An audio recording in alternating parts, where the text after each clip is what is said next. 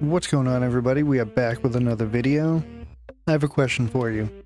When you think of the Nintendo Entertainment System, what are the first games that come to mind? Not necessarily your favorite games, but like the first ones that just pop in there. I have a very specific list of games, and I figured I'd share that with you today, and then also share some of the memories I have playing those games, which is probably why they're on my list. Before we get started, if you enjoy the video, please consider subscribing. That'd be fantastic.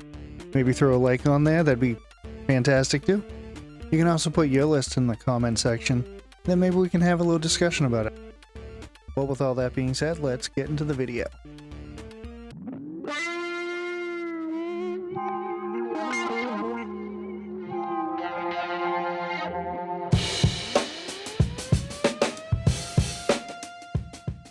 First game is Super Mario Bros. 3. I don't think I have to talk about how popular this game was. Everybody's played it, pretty much everyone's seen it. It set a lot of the standards that you would see further in the Mario franchise, like the different costumes. Obviously the costumes themselves have changed, but the actual idea of them kind of originated in this, because before this you only really had the fireball. I played this game a lot. I mean a lot, to the point where I can't think of just one time where I played it because I played it so much. I had a Nintendo Power. It was basically a strategy guide. It had zoomed out levels, like you had the whole level zoomed out and you could see everything. It had, patterns for the card game that they had, which is basically just memory. It had pretty much everything.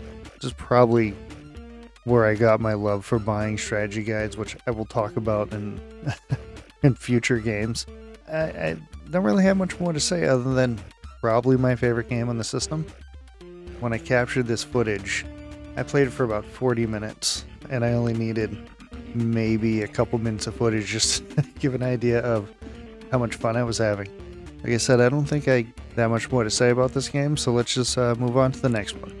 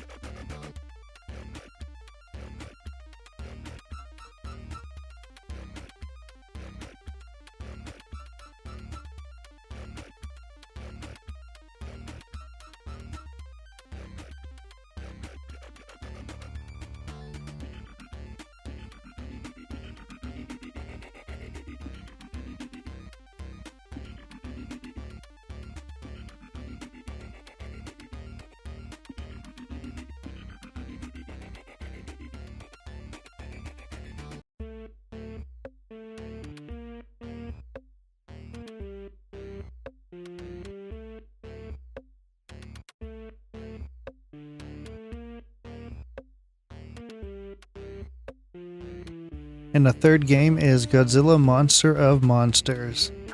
I might have talked about this on one of my other videos, but I'm a massive Godzilla fan.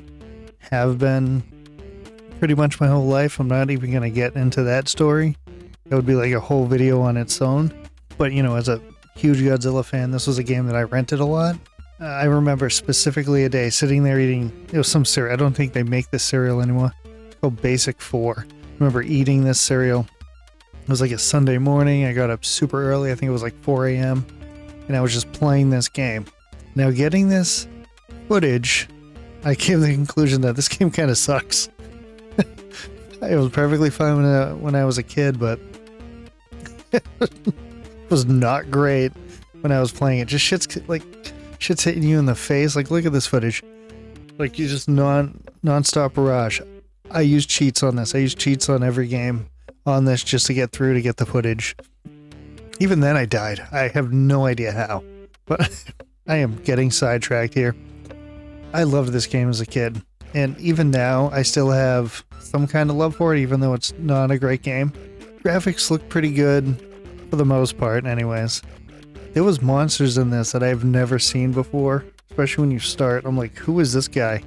Like random monsters that no one's seen, or, you know, no one saw in the US, or you just don't even know it's connected. But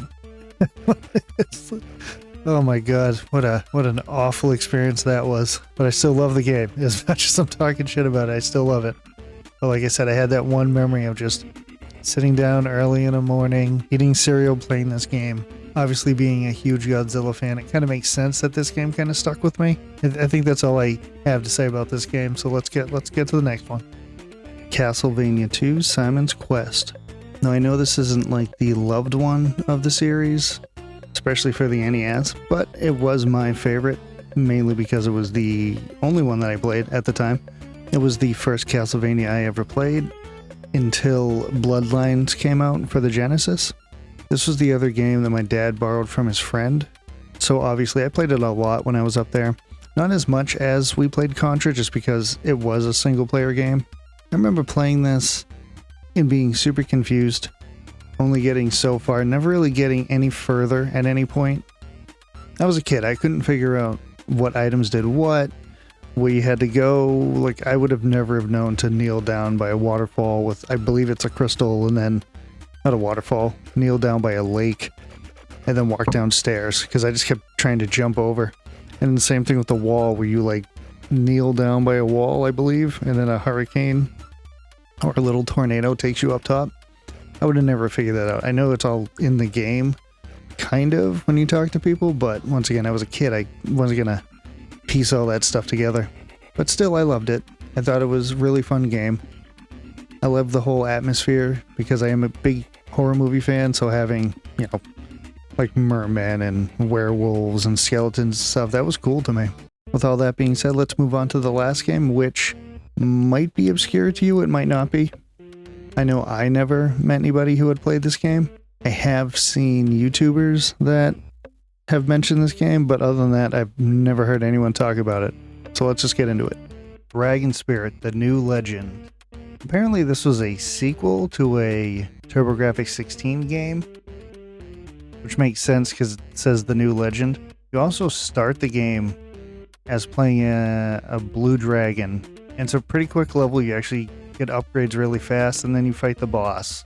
I don't know if it's the boss from the final, like the final boss from the first game. Pretty easy. When I was playing this, I completely destroyed him, but apparently that's the way you select difficulty. If you kill the boss, you stay as the blue dragon. The blue dragon has less hit points, and I believe his enemies are stronger, or there's more of them. I don't remember the full details when I was reading it. If you die fighting the boss, it talks about how the character from the original game died, and then you play as a golden dragon, which I'm assuming is this person's son. And he has 6 hit points, and the levels are a little different. It's not exactly the same. I got this game, I believe it was on a Christmas. It was one of the first games that I ever played for the Nintendo, and one of the first ones that I owned. I never hear anybody talk about this game. I did watch a video, I believe it was John Riggs was talking about this game, but I had never really played a shooter like this before. Like a top-down shooter. Really fun. I was having so much fun when I was getting the footage for this. But for some reason, this game has stuck with me. And I think it's because of one particular time. I believe it was 1992. Christmas Eve. I was young. At 92, I probably would have been 11 at that point. And I remember wanting the day to end because I just wanted it to be Christmas. You know, I was 11.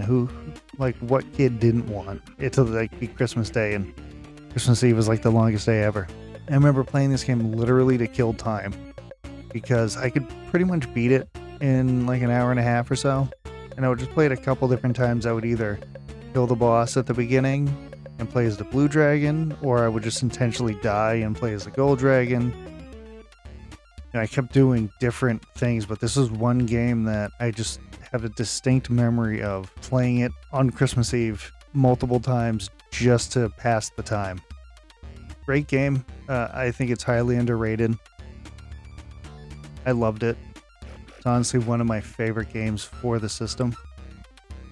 But it is probably probably not the first game I think of, because Mario 3 is probably the first game I think of anytime the NES comes up in conversation, but this is probably second. And that was my list of the first games I think of for the original NES. This is obviously a little bit different of a video than I would normally make. Usually it's just a let's play, like watching me play. But I wanted to mix it up and do something fun. This is an idea I had for a couple of months. Pretty fun to make. Got to revisit a lot of games that I haven't played for a long time, some of them over 30 years. Plan on making similar videos for every system that I owned, which will exclude Super Nintendo. I just didn't have one as a kid. I didn't get one until, I think it was like 17. Then the only game I had for that was Super Mario World, and I pretty much never played it. I have more memories with next system and later systems in the list than I do with the original NES. I liked those games, but something about games for the Genesis really clicked with me, and for the PlayStation that I loved. So there'll be more storytelling, there will be more memories that I have. I know this, it seemed like I just talked for like 2 minutes with each game and then just stopped. So it will be better, hopefully, in the future. Well, I hope you liked the video. If you want to leave a comment with some games that you remember playing or that are on your list of first games that you think of for a particular system, leave that down in the comment. That'd be awesome. And with all that, I will catch you on the next one. Have a good day.